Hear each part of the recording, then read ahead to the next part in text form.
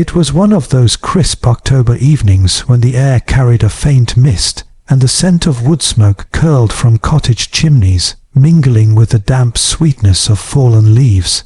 The village of St Mary Mead lay wrapped in a twilight hush, its church tower just visible beyond the trees, while in the distance a clock chimed 7, a sound both homely and solemn. Miss Jane Marple, seated comfortably by her parlour fire, looked up from her knitting as the sound reached her. She was thinking, as she often did, how strange it was that time seemed to move differently in villages, slower, perhaps, but no less dramatic in its little turns of fate. Her thoughts were interrupted by the sharp rap of the postman at the door. "Evening, Miss Marple," he said cheerfully as she opened it. "Letter for you from Mrs. Bantry by the look of it." "Oh, thank you, Thomas," Miss Marple replied, taking the envelope and returning his smile. "Do come in for a moment. The night air has a chill to it." But Thomas shook his head, laughing. "Best not, ma'am. Got a dozen more stops before I'm done. Folk are sending out Halloween invitations this week. The young ones are all in a frightful state of excitement." Miss Marple smiled faintly. "So I hear, and a very curious business it is, too frightening one another for amusement. Though I dare say it's no stranger than those medieval dances they used to hold in plague years." With a polite nod, the postman was off, and Miss Marple sat again by the fire, opening the letter with care. The handwriting was indeed that of her old friend Mrs. Dolly Bantry, formerly of Gossington Hall, and now residing in a smaller house nearer the village. "My dear Jane, you simply must come to Mrs. Partridge's Halloween party this Saturday. She insists it will be quite the event: apple bobbing, fortune telling, even a costume contest. I told her you'd never forgive yourself for missing the fun, though I know perfectly well you'd rather stay home with your knitting. Do say you'll come. It might do you good to see a bit of life, and between ourselves, I have a notion you'd find Mrs. Partridge's new lodger quite interesting. Your affectionate friend, Dolly." Miss Marple folded the letter thoughtfully. She knew Mrs. Partridge slightly, a brisk, well-meaning widow with a tendency to organize others, and her parties, though seldom truly fun, were always lively affairs filled with village gossip and mild scandal. But it was the mention of the new lodger that caught her attention. "Interesting," she murmured aloud, adjusting her spectacles. "Now, I wonder in what way. Roman II. The party arrangements by Saturday evening. The village hall had been transformed into a scene of rustic festivity. Bunting of orange and black paper fluttered from the beams. Candles flickered in carved pumpkins, and a gramophone in the corner played a rather jaunty waltz.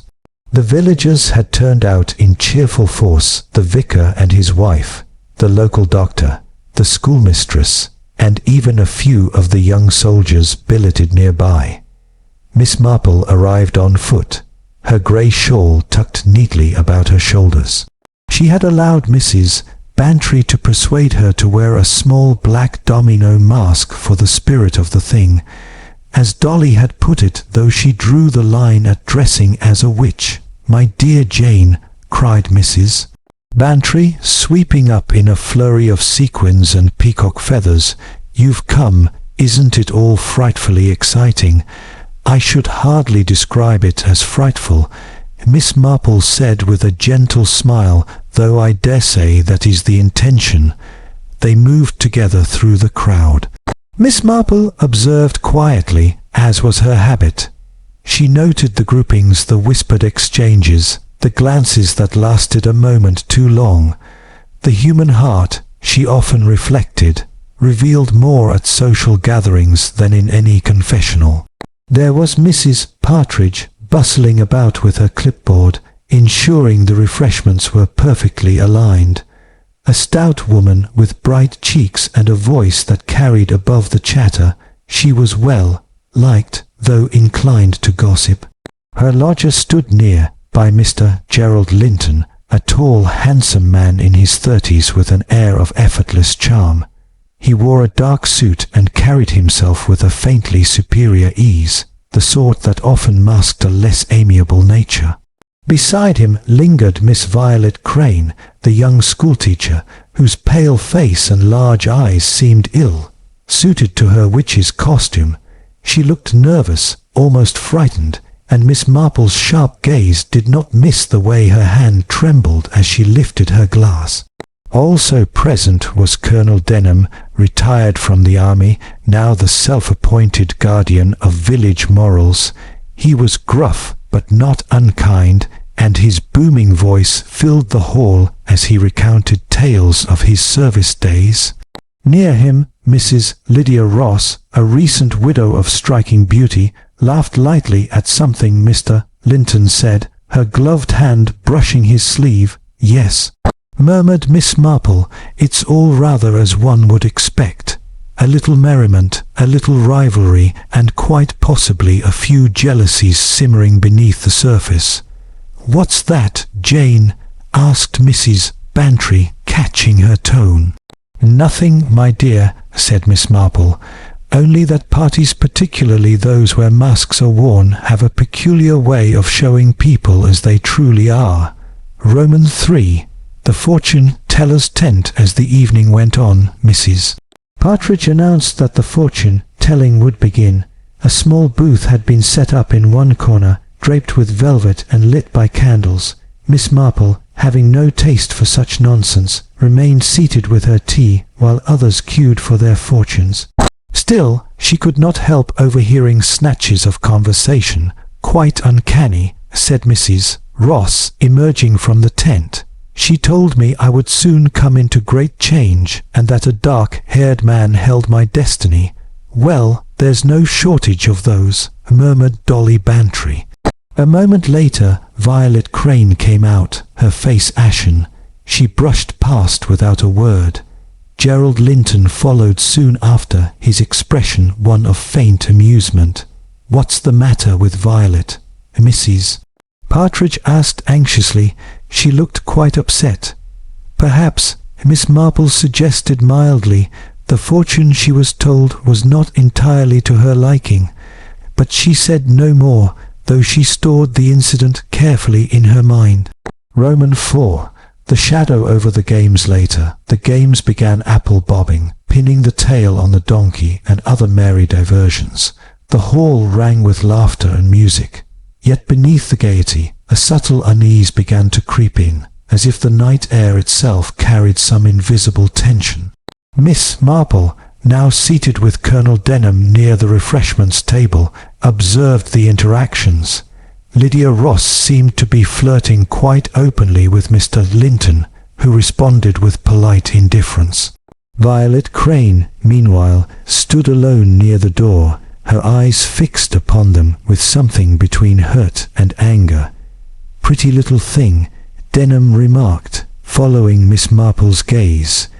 "Poor girl's got herself in a tangle over that fellow, I fancy.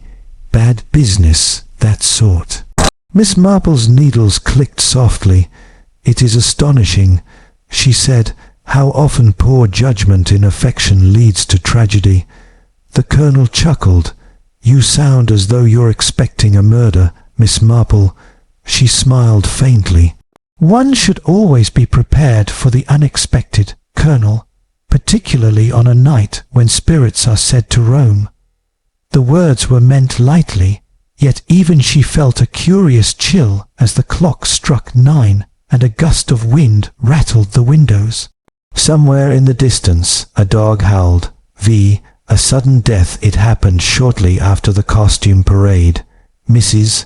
Partridge had gathered everyone to announce the winners, Mrs.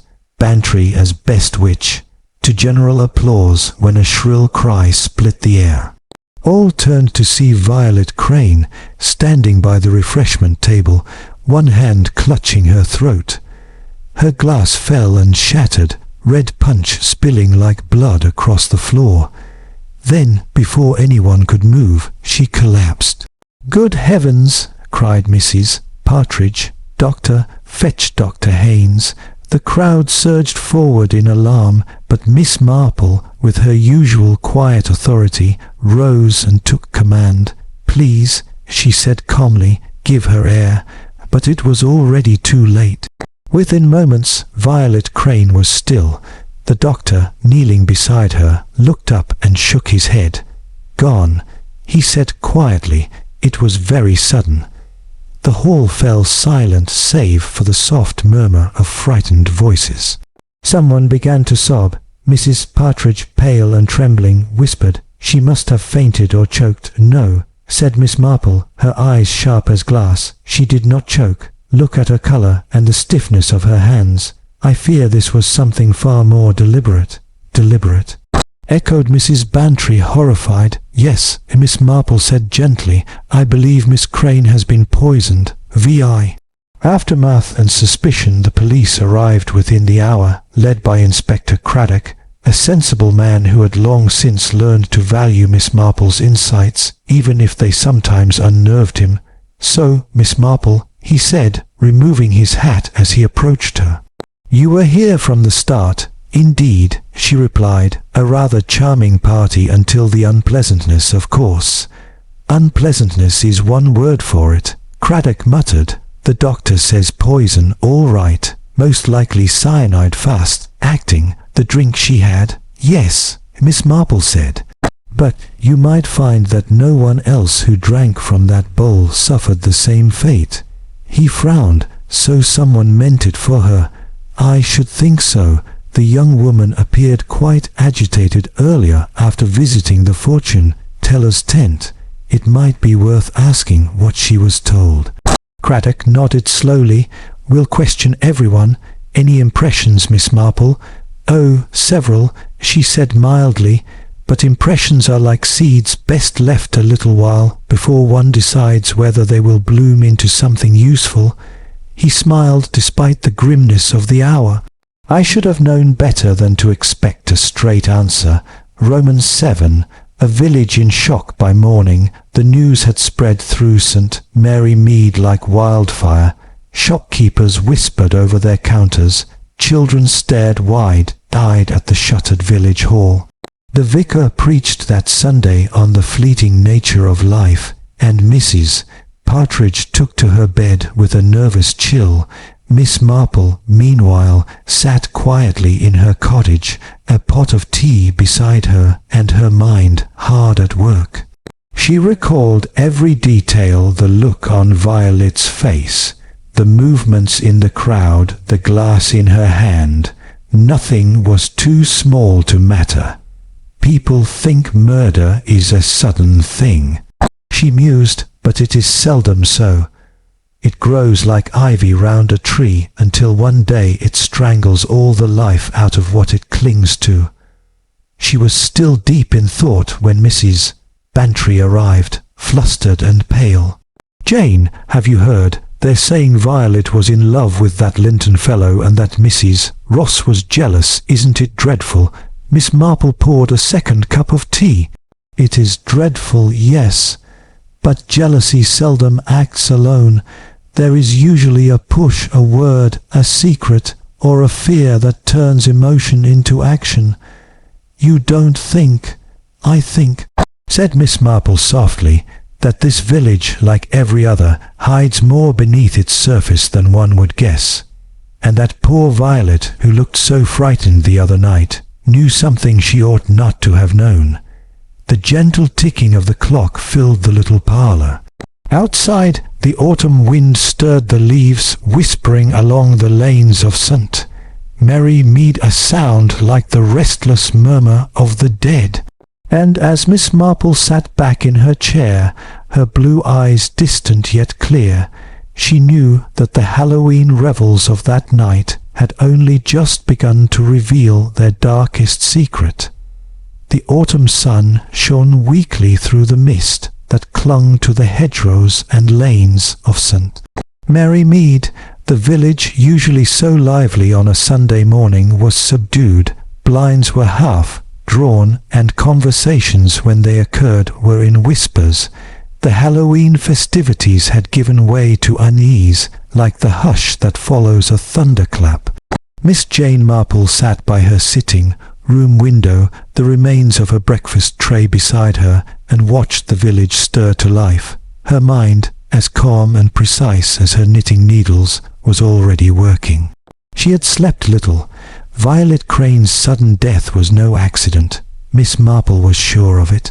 The expression of horror on the girl's face, the bitter almond scent that had lingered faintly on the air, small details, perhaps, but Miss Marple's life had taught her that small details were often the most telling. At precisely 9:30, a knock came at the door. "Inspector Craddock, Miss Marple," said her housekeeper, bringing him in with a mixture of respect and curiosity. "He says it's official business." Craddock entered, looking slightly weary but good-natured. "Morning, Miss Marple. Sorry to intrude. I know you prefer your quiet Sundays, my dear Inspector," she said, gesturing to the armchair opposite her. "Quiet is all very well, but sometimes it makes the mind sluggish. I dare say you've news." He sat, taking out his notebook. "Plenty of gossip, not much fact, but the doctor's analysis confirmed your suspicion. Cyanide, a small but lethal dose." Miss Marple nodded slowly, "And the glass?" "Only hers, the rest were untouched. Seems she poured herself a drink not long before the toast. That bowl of punch everyone's talking about was fine. The poison was in her glass alone." "Ah," said Miss Marple softly. "Then someone knew she would pour that particular glass, or saw to it that she did." Craddock leaned back. "You've a gift for stating the obvious in such a way that it sounds like revelation. Life," said Miss Marple serenely, "is made up of the obvious that people overlook." The list of suspects." Craddock opened his notebook. "We've taken statements from everyone who attended.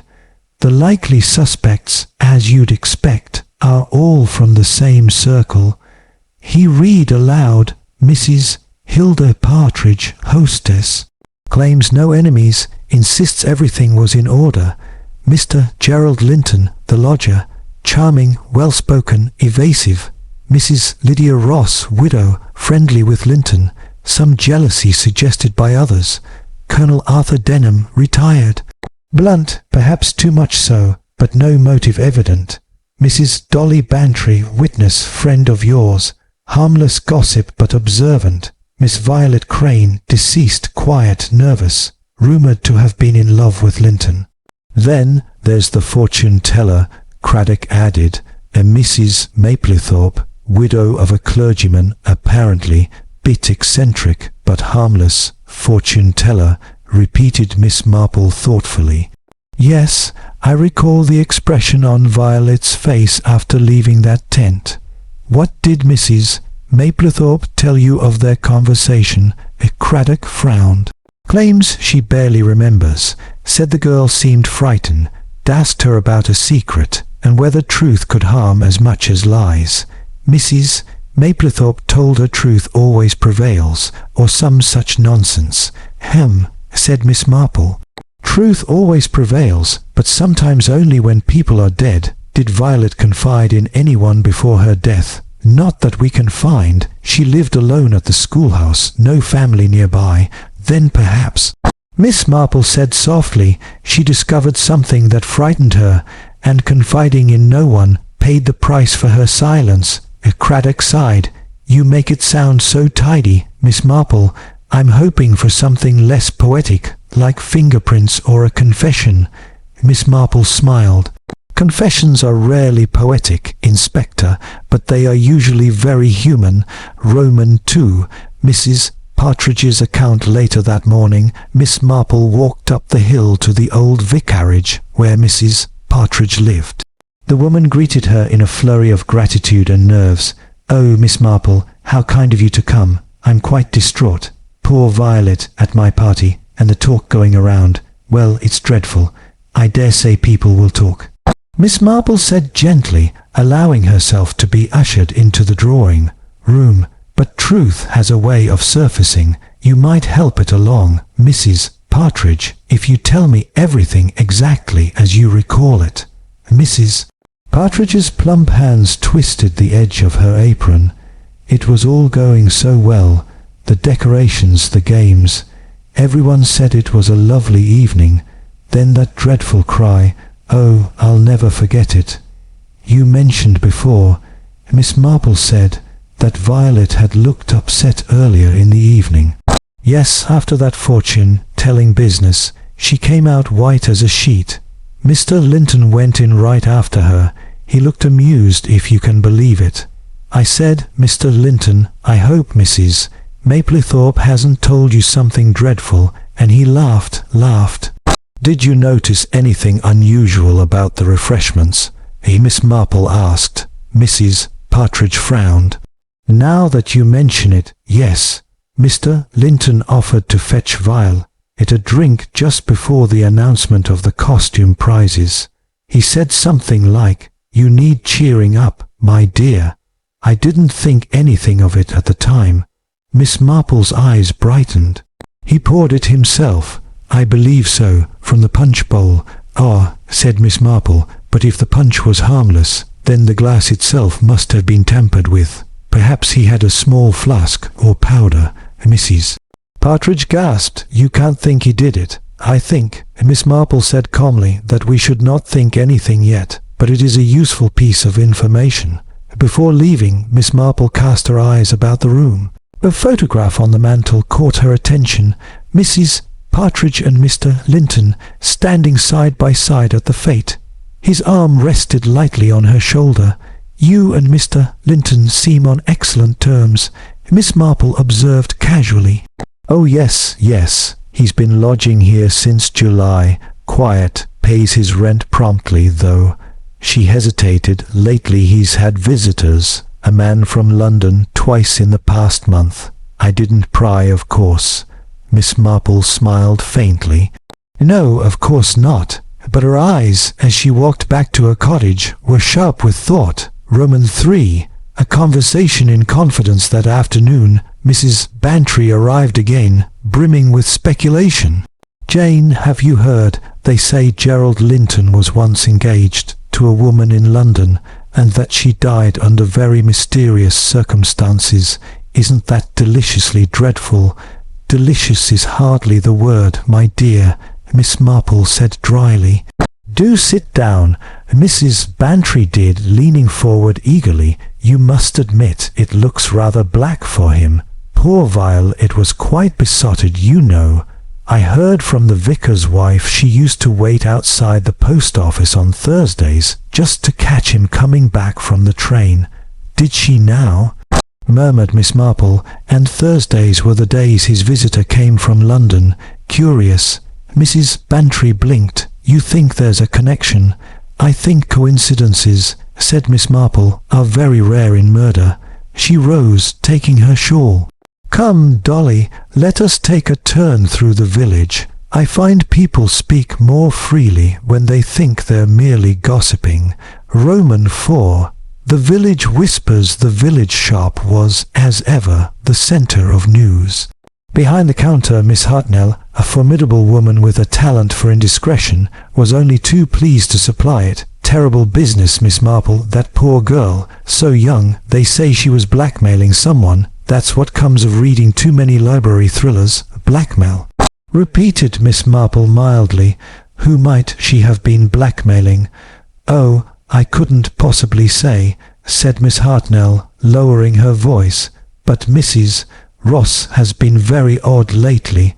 New dresses from London, and no visible means to pay for them. Perhaps an inheritance, Miss Marple suggested. Perhaps, said Miss Hartnell darkly, or perhaps someone else's generosity. Outside, Mrs. Bantry giggled. You see, Jane, half the village thinks Mrs. Ross is the villain. I almost hope she is. She'd look marvellous in a courtroom. Miss Marple did not smile. My dear Dolly, villains rarely look marvellous anywhere. They stopped outside Mrs. Ross's cottage. The widow herself was standing in her garden, pruning roses. She was dressed elegantly, even for gardening, and her dark hair gleamed beneath her hat. "Good afternoon, Mrs. Ross," Miss Marple said pleasantly. "Such beautiful blooms, though I fear the season's nearly done." Mrs. Ross gave a brittle smile. "Yes, everything fades in time, doesn't it? Even youth." "Indeed," said Miss Marple. "Though character, I find, tends to deepen rather than fade." The woman's expression flickered. "Was there something you wanted, Miss Marple?" "Only a word of comfort," Miss Marple said softly. "These are unpleasant times, and one never knows who might need a friend." Mrs. Ross's voice dropped. "If you mean to ask about Violet Crane, I've nothing to say. She made herself unhappy, that's all. But unhappiness alone seldom kills," Miss Marple said gently, "unless someone helps it along." For a moment their eyes met. Mrs. Ross's hard, defiant, Miss Marple's mild but unyielding. Then the widow turned away. "Good day, Miss Marple. V. Clues and confidences." That evening Inspector Craddock called again, looking tired. "Long day," he said. "We've learned Linton's visitor from London was a Mr. Edward Crane, brother of the deceased." Miss Marple looked up sharply. "Her brother?" "Yes. Seems he came twice. We've traced his train tickets. Odd thing, though. Violet never mentioned him to anyone." "That is odd," Miss Marple murmured. "And what did Mr. Crane and Linton have to discuss?" Craddock shrugged. "No idea. We're trying to find him." Miss Marple leaned forward. "Inspector, what if Violet found out something she shouldn't? Something between her brother and Linton?" "You mean blackmail?" "Possibly, or a transaction gone wrong. There's always something behind such sudden deaths." She paused. "And have you examined the fortune teller's props? Her cards, her tea leaves?" Craddock blinked. "What on earth for?" "Because," said Miss Marple, "Mrs. Maplethorpe told Violet something that frightened her. I wonder whether it was truly a prophecy, or whether someone used that tent for a more practical purpose. Vi. The fortune teller's secret." The following afternoon, Miss Marple paid a visit to Mrs. Maplethorpe, who lived in a cottage at the edge of the village. The woman, draped in shawls and beads, opened the door with dramatic flair.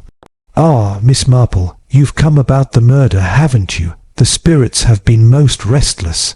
"I dare say they have," Miss Marple said, stepping inside. The air smelled faintly of incense and paraffin. Mrs. Maplethorpe poured tea into chipped cups. "The poor girl came to me so troubled. She asked if telling the truth could save a soul or doom it." "What truth did she mean?"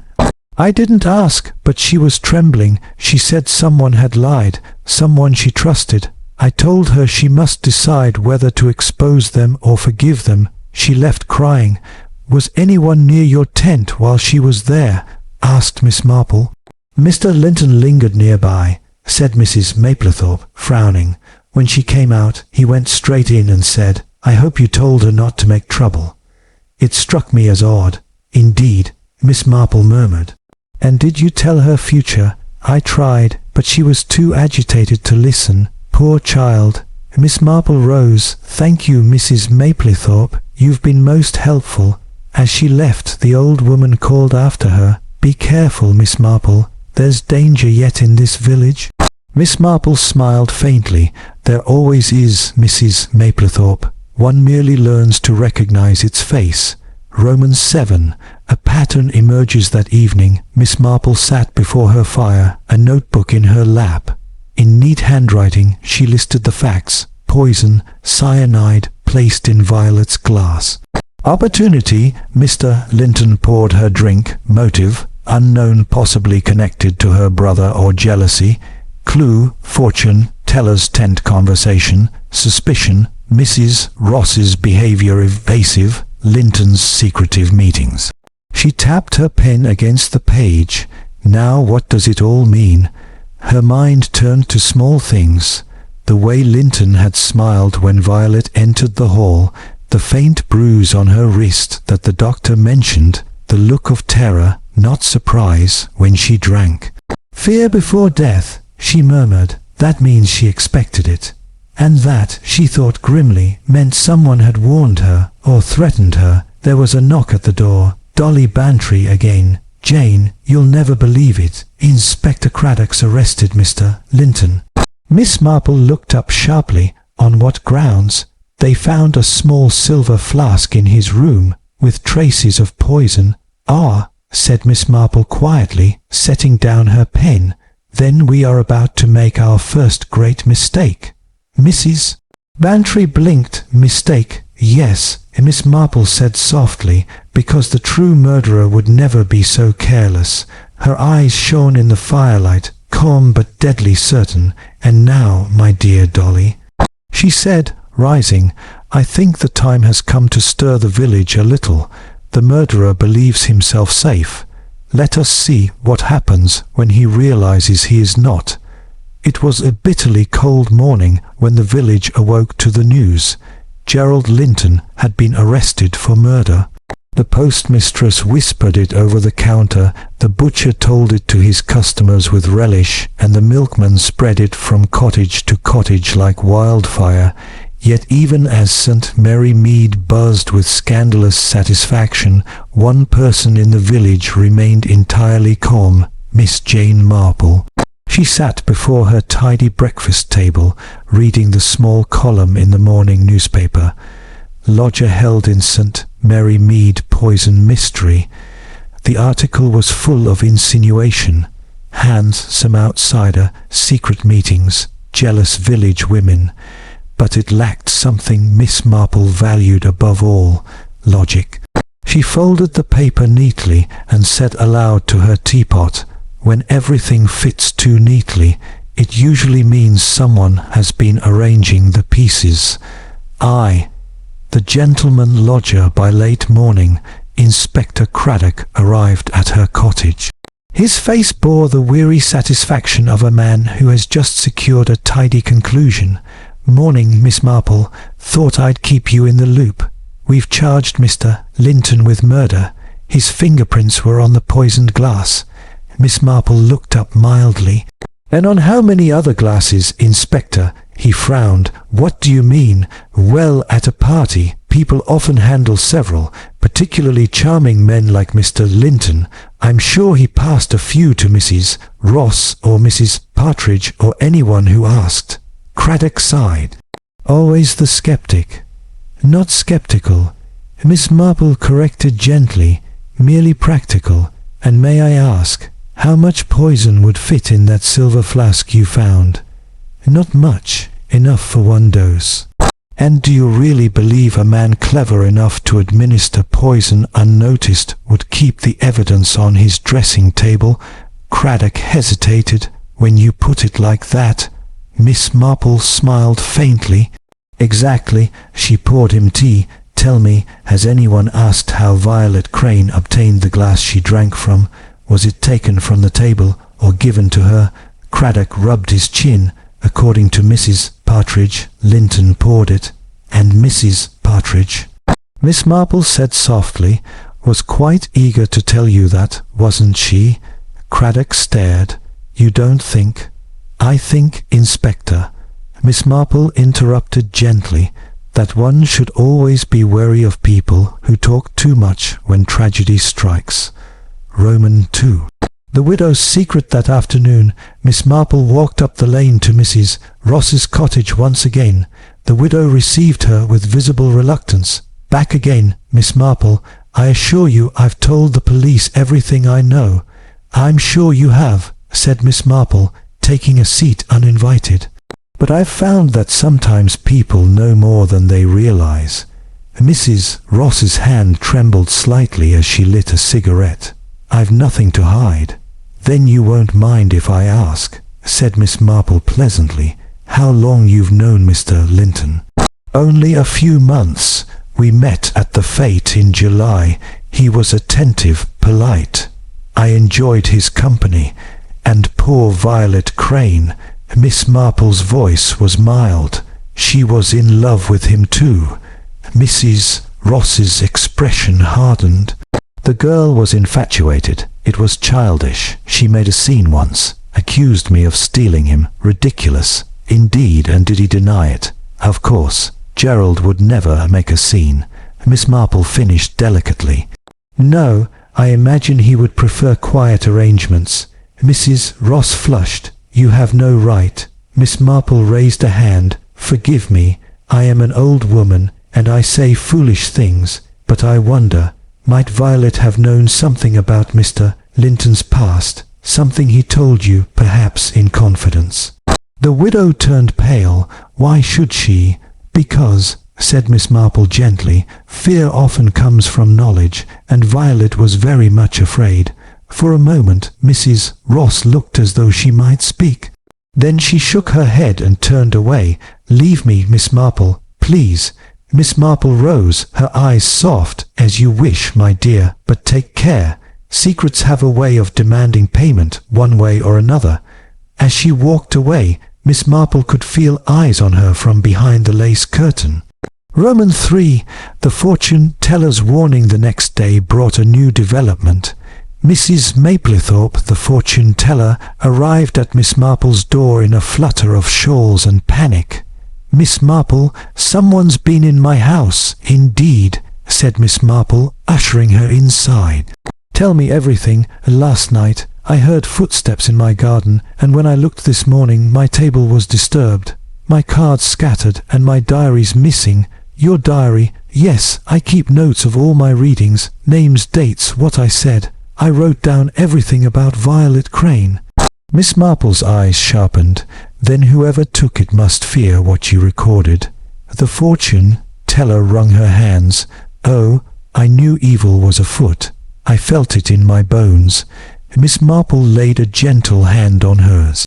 "There is indeed evil, Mrs. Maplethorpe, but not of the supernatural kind. Tell me, did you mention your diary to anyone?" "Only to Mrs. Partridge," she whispered. "She came yesterday afternoon, asking if I'd remembered what Violet said. I told her I'd written it down." "Ah," said Miss Marple softly, "how very careless of you." Roman 4. The broken alibi. Later that evening, Inspector Craddock came again, looking unusually grim. "You were right, Miss Marple. The case against Linton's beginning to look shaky. He claims he never touched the flask, says someone planted it." "And do you believe him?" Craddock hesitated. "I'm beginning to." Miss Marple nodded approvingly. "And Mrs. Partridge has an alibi, says she was helping Mrs. Bantry with the decorations when the drinks were served." "Mrs. Bantry would confirm that, of course." Craddock sighed. "She did, because she believes Mrs. Partridge to be a harmless busybody."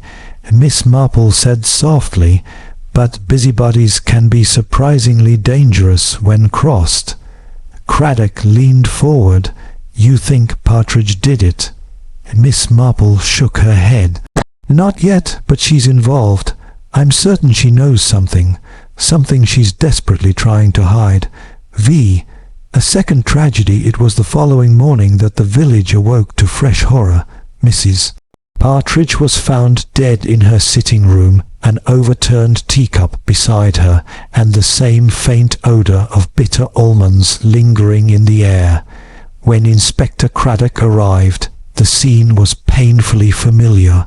Miss Marple, summoned by Mrs. Bantry, stood quietly in the doorway, her expression one of deep sadness. She'd brewed herself a cup of tea. Craddock muttered, examining the tray. "Looks like cyanide again. Must have taken her own life." "Possibly," Miss Marple said softly. "Or possibly someone wished us to think so."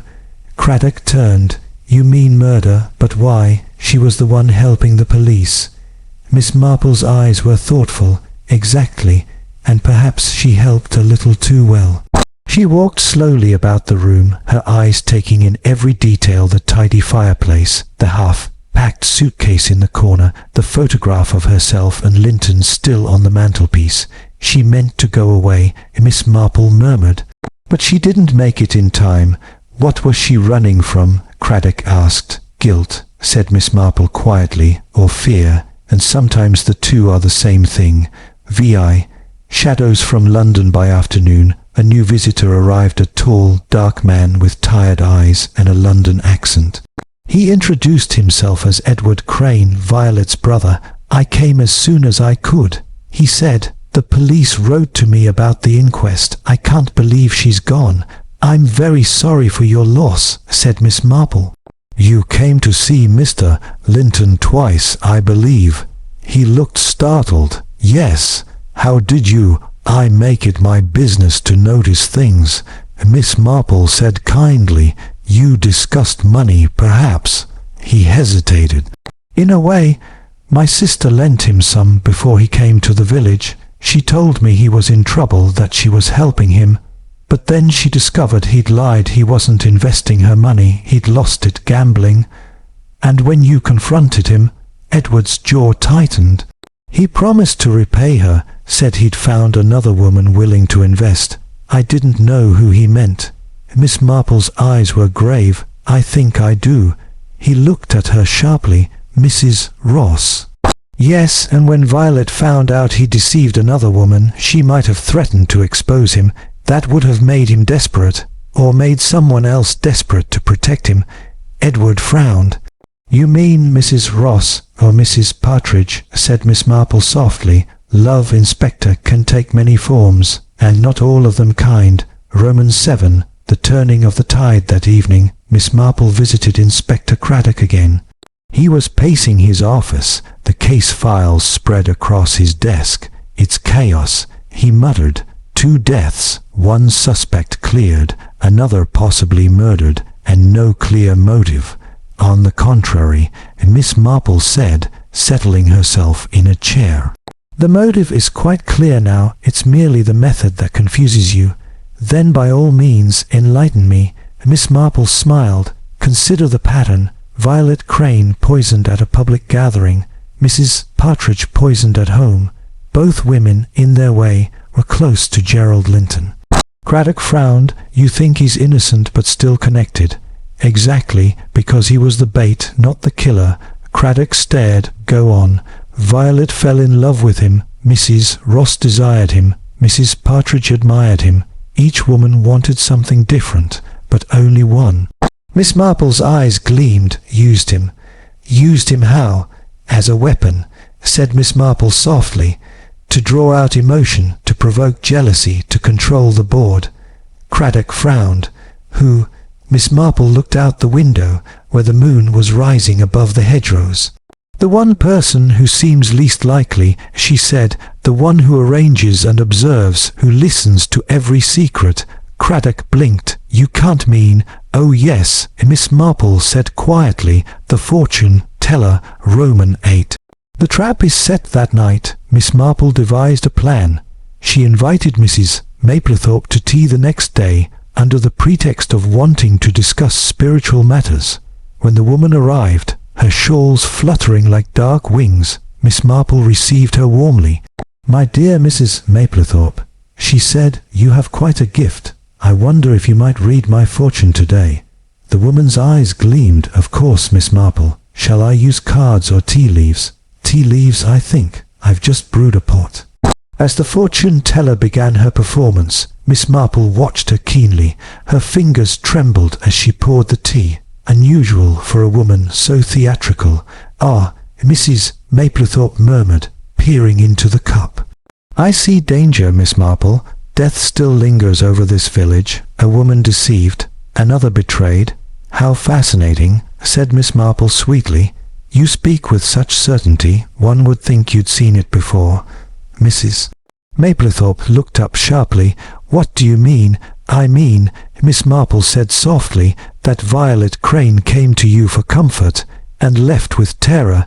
You told her she must reveal the truth or die, and she did die, didn't she?" The fortune teller rose, her face white. "You have no proof." "On the contrary," said Miss Marple, "you took your diary because it recorded your visits to both Violet and Mrs. Partridge. You poisoned them both to protect your secret. You are not a grieving widow, Mrs. Maplethorpe. You are the mother of Gerald Linton." The woman's breath caught. "Your husband left you nothing," Miss Marple continued gently. "Your son turned to gambling. When Violet threatened to expose him, you silenced her, and when Mrs. Partridge began to suspect, you silenced her too, always with the same poison, easy to come by in a house that once held a clergyman's herb garden." Mrs. Maplethorpe stared at her, trembling. "You can't prove it."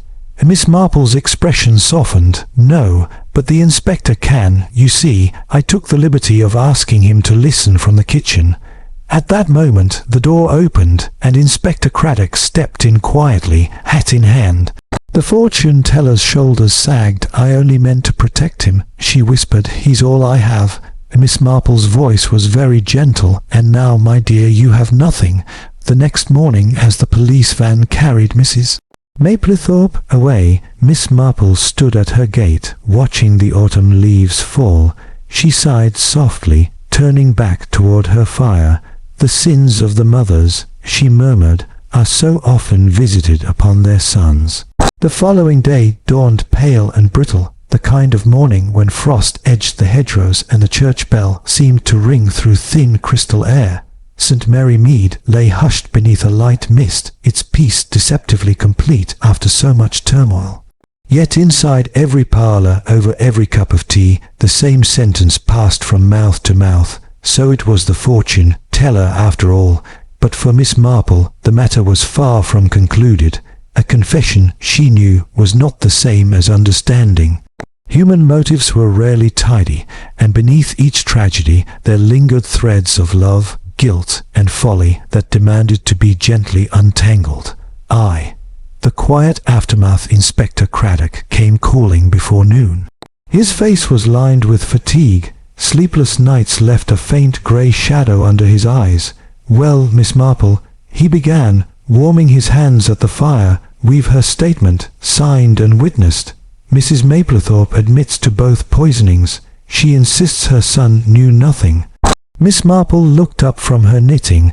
"Does he still deny it himself?" "He does, seems genuinely shattered. Says he suspected she might do something foolish, but not that." Craddock paused, watching the needles flash. "I must say I never guessed it. The mother, right under our noses." "That," said Miss Marple mildly, "is usually where the truth hides." Craddock gave a short laugh. "You might have been a detective, you know." "Oh no, my dear," she said, eyes twinkling. "I'm merely an observer of humanity, and humanity, I've found, behaves much the same whether in St Mary Mead or the Book of Kings." Romans 2. The mother and the son. Later that afternoon, Miss Marple requested to see Gerald Linton before he left for London. They met in the vestry of St Mary Mead Church, a quiet, echoing place scented faintly of beeswax and cold stone. He looked haggard, older than his years. "They're taking her away tomorrow," he said. "My mother, I can't bear to think of her in prison." Miss Marple regarded him steadily. "You bear some responsibility, Mr. Linton." He winced. "I know, my debts, my foolishness." She thought she was saving me. "She was," said Miss Marple gently, "but not from others, from yourself." He bowed his head. "I never meant to hurt anyone." "No one ever does in the beginning," Miss Marple replied. "You courted Violet for her money and Mrs. Ross for her admiration. You wanted comfort, not cruelty. But such things have a way of slipping beyond our control." He swallowed hard. "What will happen to her? She will stand trial, she will be judged, and perhaps in time forgiven. But forgiveness, Mr. Linton, begins with truth." For a long moment he was silent, then whispered, "She said she'd read the cards for Violet that afternoon. I remember Violet leaving the house, pale as chalk. I should have known." Miss Marple's voice softened. "Love blinds far more surely than hate. You might pray for clarity now." He nodded, tears in his eyes. "Thank you, Miss Marple." As he left, the great church door closed with a hollow sound that echoed like the ending of a chapter.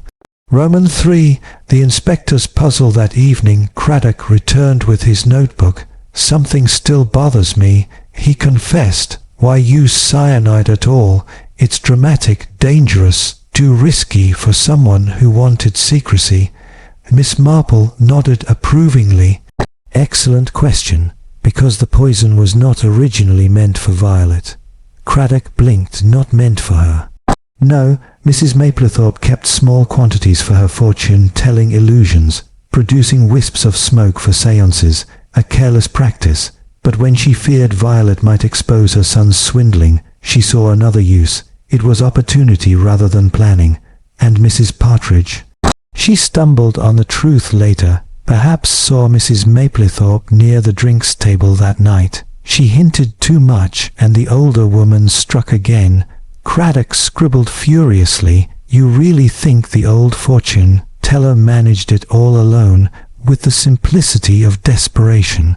Miss Marple said quietly, "People overestimate cunning and underestimate fear." Roman 4. A visit to Mrs. Ross despite her exhaustion. Miss Marple took a basket of scones to Mrs. Ross the next morning. The widow looked diminished, her elegance frayed. "I suppose you've come to gloat," she said bitterly. "Indeed not, my dear. I've come to comfort." Mrs. Ross gave a shaky laugh. "Comfort? I was a fool, Miss Marple. I thought myself admired, loved even, but he never cared." "Perhaps not," Miss Marple said softly, "but that does not make your heart's longing foolish, only human." The widow stared at the fire. "Vile, it was so young. I keep seeing her face at the party, the lights on her hair. I can't rid myself of it." "Then do not try," Miss Marple said gently. "Remember it as a warning, not a torment. We must all live with our illusions. It is when we mistake them for truth that tragedy enters." Mrs. Ross nodded slowly. "You make it sound almost bearable." Miss Marple smiled faintly. "Time, like good tea, strengthens when left to steep." V. The gathering at the vicarage 3 evenings later. The vicar and Mrs. Bantry hosted a small gathering to ease the village's strained spirits. There were mince pies, modest laughter, and talk of brighter days. Such dreadful business. Mrs. Bantry sighed. "But you were marvellous, Jane, the way you saw through it all." Miss Marple shook her head. "No, no. One simply follows where kindness and malice intersect. That's usually where truth lies." The vicar looked thoughtful. "It's curious, isn't it, how evil can hide behind something as harmless as a fortune-teller's smile?" "Not curious at all," Miss Marple replied. "It is the oldest disguise in the world, the promise to know what others cannot bear to wait and learn." The company fell silent for a moment, each person privately pondering the mysteries of motive and fate. Outside, the wind rose softly through the elms. VI. The letter the next morning brought an envelope addressed in an unfamiliar, careful hand. Inside lay a short note from Mrs. Maplethorpe, written from Holloway Prison. "Dear Miss Marple, they tell me you are kind. I don't ask for forgiveness, only for you to know that I meant to frighten, not to kill. Violet was hysterical. I thought a small dose might make her ill, stop her tongue. The Lord forgive me, I misjudged. As for Mrs. Partridge, she taunted me. I panicked. Tell Gerald I am at peace. At least he will live free of suspicion. Yours in repentance, E. Maplethorpe." Miss Marple read the letter twice, then folded it neatly and placed it in her writing desk. She stared out the window at the frost-silvered garden. So that was the truth of it, she murmured. Not malice, but fear. How much sorrow has that little word caused? Romans 7. Miss Marple's reconstruction that afternoon at Craddock's request. She gave a full account for the record. Her calm voice laid out each step with the clarity of a chess game. The setup. Violet threatens to expose Linton's fraud. Mrs. Maplethorpe overhears. The act. A flask meant to carry harmless cordial becomes the instrument of death. The aftermath. Guilt breeds suspicion. Mrs. Partridge begins to pry, forcing another desperate act. The mask. Mother and son, each protecting the other, both blind to how deeply the rot had spread. Craddock listened in respectful silence. When she finished, he said softly, "You make it sound inevitable. In human affairs," Miss Marple replied, "almost everything is." Roman 8. Reflections by the fire that night. Alone in her cottage, Miss Marple sat by the hearth. the knitting lying forgotten in her lap. Flames threw gentle light upon the china shepherdesses on her mantelpiece. She thought of Violet Crane, so young, so hopeful, of Mrs. Partridge, bustling and self-important yet kind, of Mrs. Ross and her lonely vanity, of a mother's fatal love, and of Gerald Linton's ruined charm. A faint smile touched her lips tinged with sadness. "Poor souls," she murmured, "all seeking what they ought not, love, fortune, admiration, and finding only consequence." She rose to draw the curtains. Outside, the moon glimmered on the village green, peaceful once more. Somewhere a clock struck 9, steady and reassuring. Roman 9, a visit from the past a week later. A small parcel arrived from London. Inside was a silver locket and a short card. "For Miss Marple, with gratitude, G. Linton." The locket contained a faded photograph, a young woman and a boy beside a seaside pier, Mrs. Maplethorpe and her son, long before the shadows fell. Miss Marple placed it on her mantel, a reminder, she said softly, that even in wickedness there is the ghost of tenderness. X. The true revelation days passed. The village life resumed. Bake sales, church flowers, gossip about the vicar's new sermon. Yet in quiet moments Miss Marple sensed something deeper stirring in the collective heart of St Mary Mead, a recognition that evil was not exotic but domestic, born of loneliness, pride and fear. During one such moment Mrs. Bantry asked, "Jane, how do you bear it, seeing so much tragedy?" Miss Marple smiled. "My dear, tragedy is simply human nature revealed without its lace cuffs, but there is always redemption. One only has to notice it." She looked out at the children playing beneath the chestnut tree, their laughter bright against the crisp air. "Yes," she said softly, "life insists on continuing." A morning light drifted softly through the lace curtains of Miss Marple's cottage. The fire crackled, the clock ticked, and peace, real, fragile peace, seemed at last to have returned to St. Mary Mead. Outside, the village stirred with renewed normalcy. The grocer's boy whistled as he cycled down the lane. Mrs. Bantry was seen tending her chrysanthemums again, and the church bell chimed for matins. Yet within the village, an invisible hush remained, a collective breath held between sorrow and relief. For the scandal that had so shaken their tranquil world was slowly settling into the realm of memory, leaving behind its quiet lessons. And Miss Marple, sitting with her morning tea, reflected upon those lessons in her gentle, thoughtful way. The inquest 3 weeks later, the inquest into the deaths of Violet Crane and Mrs. Partridge was held in the parish hall. The villagers came in their Sunday best, though it was Tuesday. Everyone wanted to hear how it would all be explained properly, officially, and without too much unpleasantness. Miss Marple, seated discreetly near the back, listened as Inspector Craddock presented his account. "In both cases," he said solemnly, "the poison was administered by Mrs. Edith Maplethorpe, known locally as the fortune teller. Her motive was the protection of her son, Mr. Gerald Linton, whose dishonest dealings she feared might be exposed. The evidence is conclusive. Mrs. Maplethorpe has made a full confession." A collective murmur passed through the room. Mrs. Bantry dabbed her eyes with a lace handkerchief. Mrs. Ross sat rigid in the front row, her face pale and tight. The coroner cleared his throat. "A sad case indeed. The court records a verdict of wilful murder in both deaths, the accused to be held for trial." Then, lowering his gaze toward the assembled villagers, he added with quiet dignity, "Let it be remembered that even the humblest deceit can lead, by degrees, to tragedy." Miss Marple nodded slightly to herself. Yes, she thought, it always begins with the smallest lie. Roman 2. A visit from Inspector Craddock after the proceedings.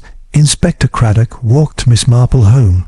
His hat was tilted low against the wind, and his expression bore the familiar look of a man who'd seen too much of life's irony. "Well, it's all tied up neat," he said finally. "She'll likely spend the rest of her days in prison. Her son's gone back to London, says he's taking honest work this time." "I hope he does," Miss Marple replied, "though it will take more than honest work to quiet the heart." Craddock smiled faintly. "You've a way of seeing into people, Miss Marple. You make it sound almost like scripture." "It usually is, my dear Inspector. Human nature hasn't changed much since the Book of Proverbs." He chuckled. "And what proverb fits this sad tale, then?" Miss Marple looked ahead down the frosted lane, where the sun glimmered faintly through the trees. "He that covereth his sins shall not prosper, but whoso confesseth and forsaketh them shall have mercy." Craddock tipped his hat. "Trust you to have the right one." Romans 3. The return of Gerald Linton. A week later, Gerald Linton returned quietly to the village. He came not to stay, but to lay flowers on the churchyard grave where Violet Crane rested beneath a simple stone. Miss Marple happened to meet him there, whether by coincidence or quiet design. One could never quite tell. "You came back," she said softly. He nodded, setting down a bunch of pale chrysanthemums. "I wanted to see her name carved in stone. It seemed necessary. Closure is a word people use." Miss Marple said, "But it rarely exists. We learn, we remember, and that is all." He looked up at her, the sharp charm gone from his face, replaced by weariness. "They say my mother will be sentenced next month. I keep wondering if I drove her to it." Miss Marple's gaze softened. "You did not drive her, Mr. Linton. You merely led her where she was already willing to go. A parent's love can be both shield and sword." He was silent for a long time, then said quietly, "You always speak as if people can still be redeemed." "Oh, they can," Miss Marple said with a smile. "But redemption is not an escape. It is an awakening." He bowed slightly. "You've a strange kind of wisdom, Miss Marple, not the sort they teach in London. London has never had much use for the wisdom of spinsters," she said dryly. "But we keep practicing it all the same." He laughed softly, gratefully, and left her there among the gravestones, the sound of his footsteps fading down the path like a man beginning again. Roman 4. The gossip settles in St Mary Mead. Time healed quietly. The scandal became one of those things people discussed in lowered tones only when a visitor came to tea. Mrs. Bantry, of course, retold it with flourishes. It was just like one of those detective novels, you know, and Jane solved it all before the police. To which the vicar invariably would reply, "My dear, I'm sure Miss Marple would say she merely noticed what others overlooked." And indeed, when asked about it later, Miss Marple only smiled and said, "People reveal everything in how they make tea, you know." Mrs. Maplethorpe poured hers first, then added water, very telling. The tea-room conversation. One chilly afternoon, Miss Marple sat in the little tea-room near the railway station, knitting serenely while the village buzzed with speculation about the upcoming Christmas fete. Across from her, Mrs. Ross entered, the proud widow now subdued, her elegance still intact but tempered by humility. She hesitated, then approached. "May I join you?" "Of course, my dear," said Miss Marple, motioning to the chair. "It's good to see you about again." They sipped tea in companionable silence before Mrs. Ross spoke, her voice trembling slightly. "I wanted to thank you for what you said that day about illusions. I've thought about it a great deal." Miss Marple smiled. "Then perhaps something good came of all this sadness." Mrs. Ross looked down. "I sold the house. I'm going to live with my sister in Bath. A new start." "That sounds very sensible," Miss Marple said warmly. "One must sometimes change one's view to change one's heart." Mrs. Ross gave a faint smile. "You always seem to know the right thing to say." "Not always," Miss Marple replied softly, "but one learns when to listen. Vi. Miss Marple's deduction explained that evening, at Mrs. Bantry's insistence, a small supper was held at the vicarage to celebrate the restoration of peace. The company begged Miss Marple to explain how she had really solved the case, every detail, just as the great Hercule Poirot would have done. Miss Marple laughed lightly. "My dear Mrs. Bantry, I have no waxed moustache nor foreign flair, but if you insist." And she began with gentle precision. "I knew almost at once that poor Mr. Linton was innocent. The evidence against him was too convenient. A man's fingerprints on a glass at a busy party mean very little. Then Mrs. Partridge's alibi struck me as rehearsed. But when she died, I realized she had not been an accomplice, but a liability. The missing diary was the final clue, not because of what it contained, but because someone was desperate to destroy it.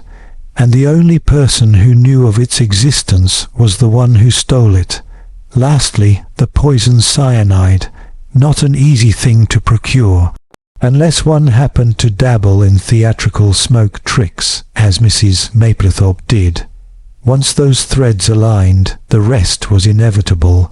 The vicar shook his head in admiration. "You make it sound almost simple." Miss Marple smiled. "Life usually is, once one removes the complications people so love to add.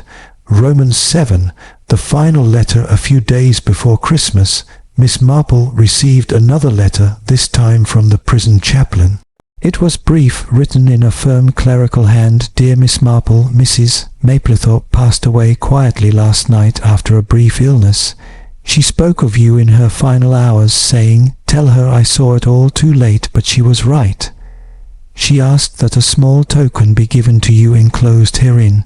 Inside the envelope lay a tiny brass charm, a 4-leaf clover, tarnished with age. Miss Marple turned it in her fingers thoughtfully. "Even in the end," she murmured, still hoping for luck.